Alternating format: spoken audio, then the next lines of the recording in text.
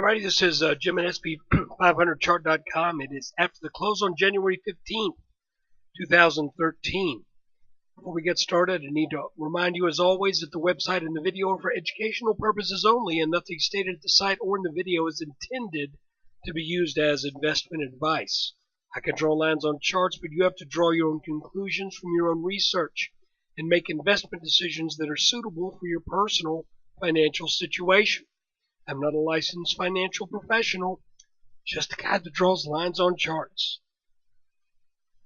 So something of an interesting day here, because we had pointed out that yesterday that this little pattern here looked like a bear flag that would set up a downward move, and in fact it did at the very beginning of the session. Now it's I hope you'll remember I said, but we're really dealing with such a compact little area here that a little pattern like this really doesn't mean that much.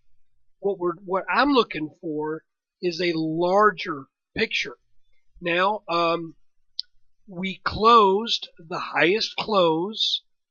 Let me check that just a second here.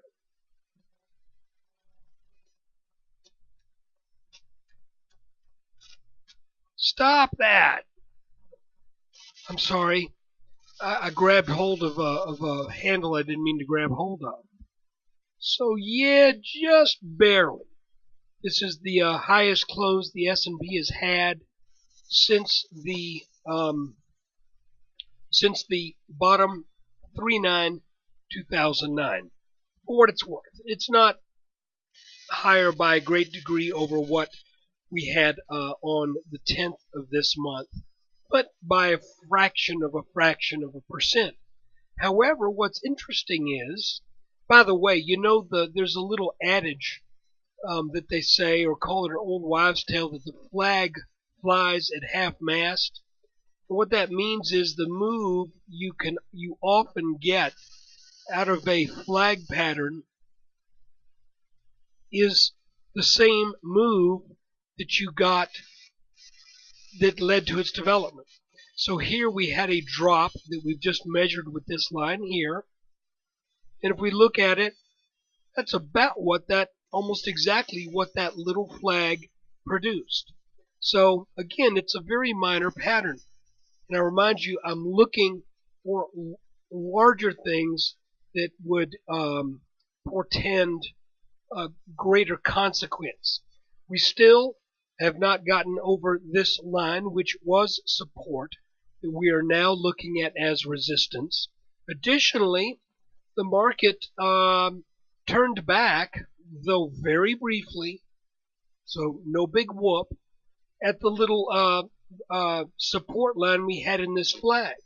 So once again, we find ourselves up in the 1470 area, which if we back out, you'll see is kind of in this little box that I think we should have resistance. But the way this market is acting, it would not surprise me if we power on up to 1480 or so before we hit what should be even more significant resistance. So I'm sticking with my positions. Because like I said, there just isn't enough play where we are. Here we are. I mean, here, this looks like it's something way down low. That's 1451.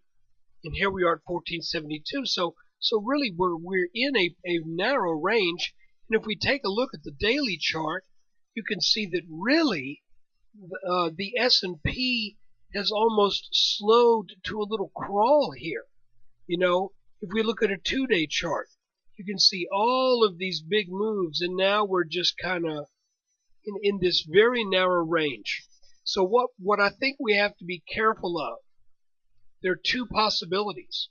One possibility is that this could be a double top. Okay? The other possibility is, and if it is a double top, then we would have to take out some major areas of support, and like I mentioned before, If we were to take out 1440 here, then I think 1420s. But if we take out this teal line right here, then I think we are likely setting up some more significant downside that could come down to this area in the 1300s, where, by the way, the definition of a double top is you have two tops that are roughly the same height, but it's not a double top until we take out 1340 on the downside. So that's significantly underneath us, and we would have plenty of, I think we would have plenty of warning before we got down to that low. For example, if we were to set a new low that is lower than this 1396, 1397 area here, then I would think, well, we may be in danger of doing that. So that is the bearish possibility of this chart. And the bullish possibility is really the one that I'm sort of keeping my eye out for more and more. I feel I have to let you know about what might be bearish. What may be bullish is an inverted head and shoulders pattern that would propel the S&P to the high 1500s. But we need, listen, I wish the market would listen to me, we need a flipping left shoulder.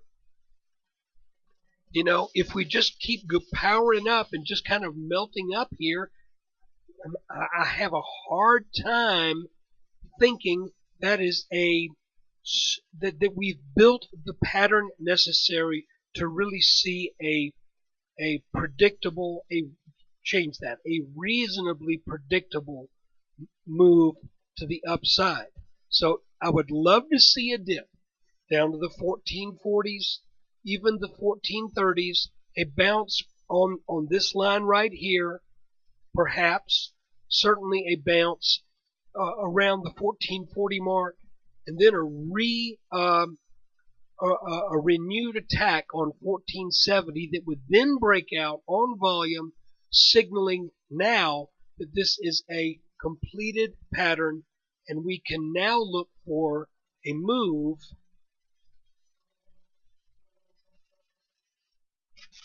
of approximately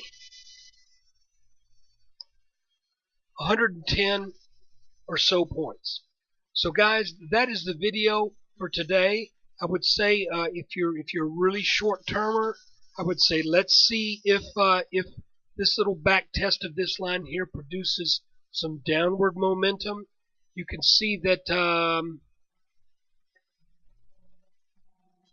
here, I think we might as well just draw another line. That if we were to take this line out right here, that should signal another downward move.